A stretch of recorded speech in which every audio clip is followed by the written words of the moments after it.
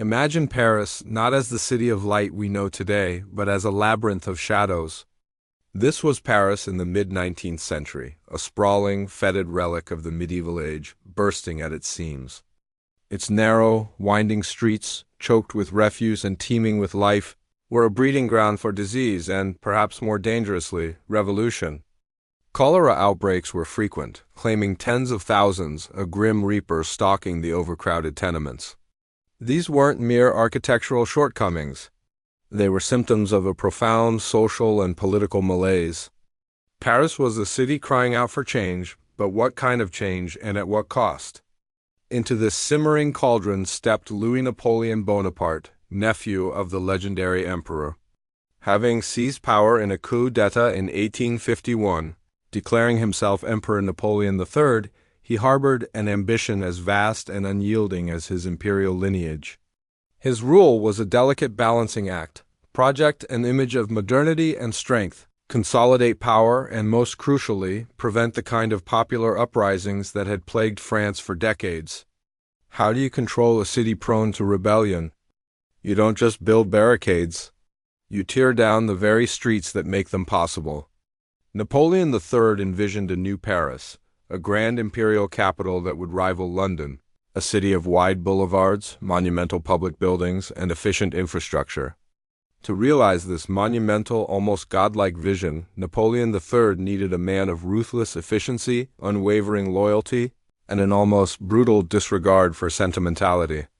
He found him in Georges Eugene Haussmann, a civil servant with a reputation for getting things done, no matter the obstacles. Haussmann was not an architect or an urban planner by trade, but he possessed an iron will and a singular focus. He saw the city not as a living organism, but as a problem to be solved, a canvas for imperial will. His appointment as prefect of the Seine in 1853 marked the beginning of an era that would forever transform Paris, an era driven by an emperor's dream and executed by his unwavering instrument. The initial proposals were breathtaking in their scope. Haussmann, under Napoleon III's direct command, laid out plans to carve massive new boulevards through the ancient urban fabric, connecting major railway stations and public squares.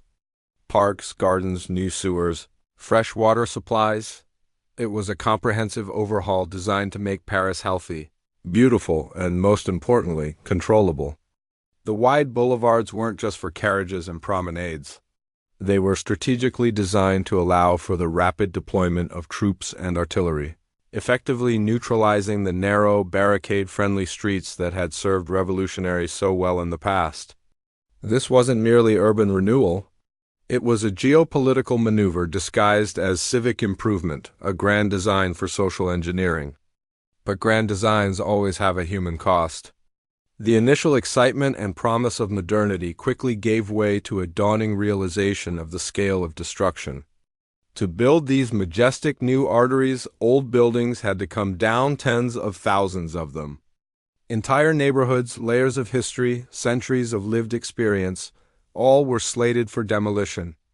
Imagine your home, your family's home for generations, suddenly marked for obliteration in the name of progress.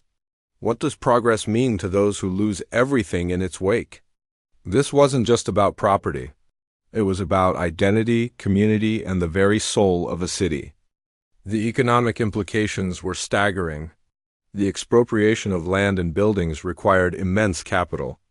Napoleon III financed these projects through a complex web of public and private loans, a system that, while initially effective, masked an ever-growing mountain of debt. Speculators, developers, and well-connected individuals grew rich almost overnight, buying up land in anticipation of its future value along the new boulevards. This created a new class of Parisian elite, literally building their fortunes on the rubble of the old city. But for every winner, there were countless losers. The core conflict began to truly ignite in the cramped, squalid streets of the working-class districts, the areas that bore the brunt of Haussmann's demolitions.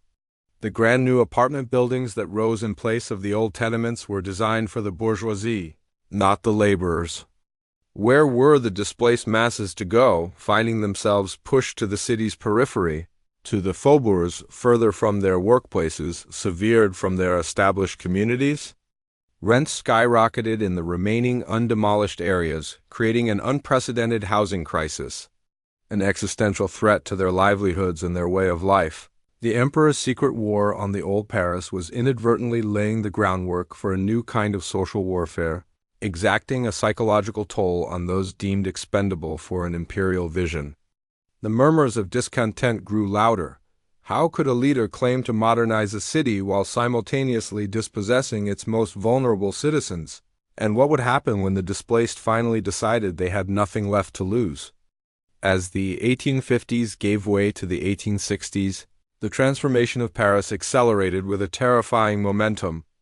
Baron Haussmann, armed with Napoleon III's unwavering decree and a budget that seemed bottomless, became a force of nature. He was a man utterly without compromise, deaf to sentimentality, bulldozing not just buildings but also legal challenges and public objections.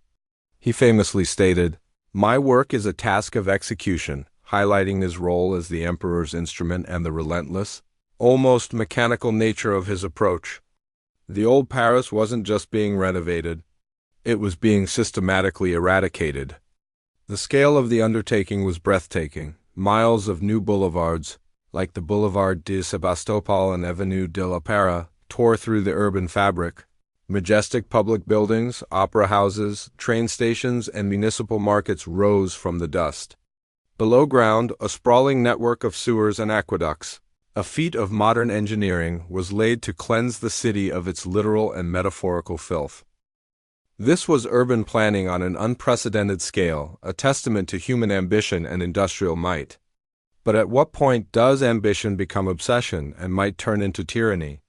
The financial engine driving this colossal project was a complex, often opaque, system of quasi-private entities operating outside strict public accounting. Haussmann bypassed traditional parliamentary oversight by issuing huge loans through the Caisse des Travaux de Paris, masking the true financial toll. Property owners whose land was partially expropriated were forced to contribute to the cost of the new street frontages, shifting the burden onto those already losing their homes. He relied heavily on private developers, creating a powerful cabal of beneficiaries whose interests became deeply intertwined with the continuation of Haussmann's work. The city's debt ballooned, but for years, the economic boom generated by the construction kept the critics at bay. How long could this house of cards stand before the financial and social reality came crashing down? Yet, for all the gleaming new boulevards and monumental architecture, a dark shadow grew over the city. The working classes, pushed to the margins, found themselves in increasingly desperate straits as demolitions disproportionately affected their neighborhoods. Imagine living in a vibrant, close-knit community, only to wake one morning and find a demolition order tacked to your door. This wasn't just displacement. It was social stratification made manifest in brick and mortar. The elegant new apartment blocks with their grand facades and internal courtyards were simply beyond their reach, built for the burgeoning bourgeoisie. A ring of poverty began to encircle the glittering new capital as the displaced sought refuge in hastily constructed shantytowns and overcrowded suburbs. Far from the central jobs that still formed the backbone of the city's economy, the commute was long, difficult, and expensive. The beautiful, airy Paris, envisioned by the emperor, was becoming a city divided, not by walls but by economics and accessibility. A profound sense of alienation set in, a feeling that this magnificent new city was not theirs, that they were strangers in their own land. The growing social tension began to manifest in a chorus of increasingly vocal criticism from journalists, writers, and politicians. Jules Ferry, a liberal Republican, published a scathing pamphlet in 1868 titled Les Contes Fantastiques Haussmann, The Fantastic Accounts of Haussmann.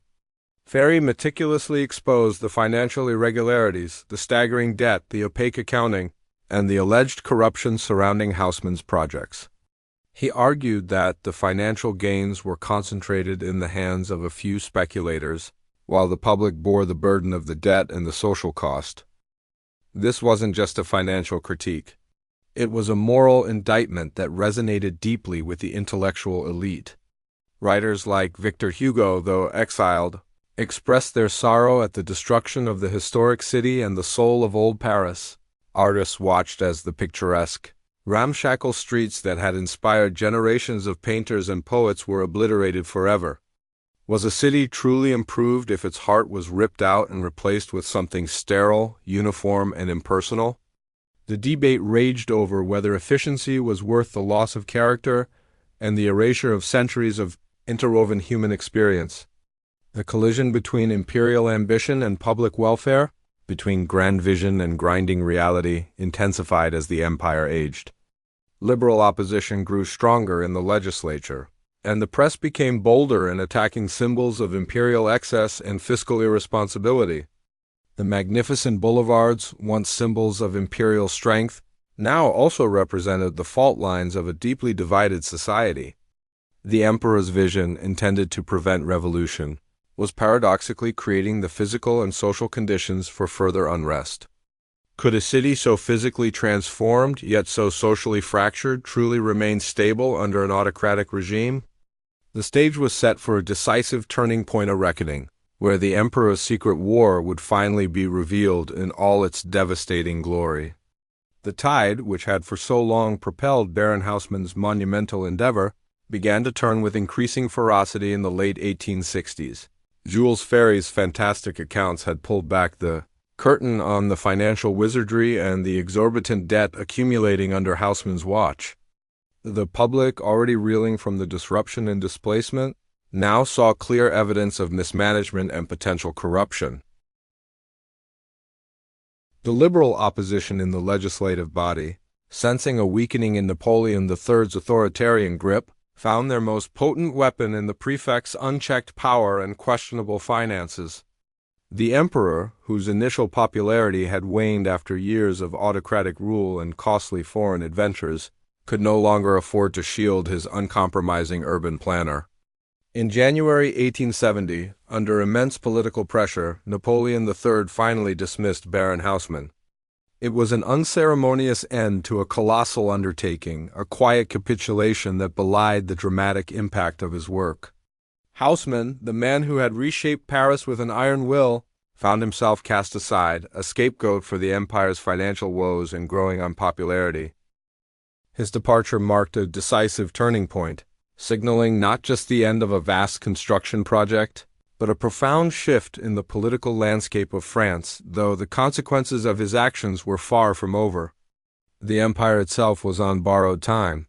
Just months after Haussmann's dismissal, Napoleon III, weakened and desperate to restore his fading prestige, blundered into the Franco-Prussian War. The ensuing catastrophe was swift and absolute. French armies were routed, and Napoleon III himself was captured at the Battle of Sedan in September 1870. The Second Empire collapsed overnight, replaced by the Third Republic amidst the chaos of war and the siege of Paris. The very boulevards Haussmann had designed to control the populace now became thoroughfares for marching armies and, soon, grim battlefields. The magnificent city, once a symbol of imperial might, was besieged, starved, and humiliated. It was in the devastating aftermath of this war, and the profound economic hardship it imposed, that the deep-seated social tensions engineered by Haussmann's renovations finally exploded. The working classes, abandoned, impoverished, and resentful after decades of displacement and neglect, rose up. In March 1871, they seized control of Paris, establishing the Paris Commune, a radical, socialist government that defied the newly formed conservative national government. This was the ultimate horrifying climax of the emperor's secret war. The dangerous classes, pushed to the periphery, now stormed back into the center, constructing new barricades, not in the narrow alleys of old Paris, but across Haussmann's grand boulevards. It was a symbolic and literal reclaiming of the city by those who felt they had lost it. The repression of the Commune was brutally swift and merciless. For a week in May 1871, known as Bloody Week, La Semaine Sanglante, the French government's army reconquered Paris street by street, executing an estimated 20,000 to 30,000 communards.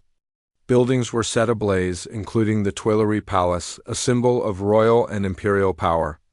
The city that had just endured a foreign siege now suffered a horrific civil war, a stark, bloody testament to the unaddressed grievances simmering beneath its beautiful surface. The vision of a controlled city had failed spectacularly, leading not to peace but to unparalleled internal violence. Yet, despite the chaos and destruction, Haussmann's physical legacy endured. The broad avenues, the grand buildings, the integrated infrastructure, they formed the skeleton of the modern Paris we know and love today. Tourists flock to his boulevards, marvel at his monumental squares, and enjoy the open spaces he created. His system of zoning, public works, and the very concept of comprehensive urban planning became a blueprint for cities worldwide, profoundly influencing how metropolises would develop for the next century. Does the undeniable aesthetic and functional success of Haussmann's Paris somehow justify the ruthless means by which it was achieved?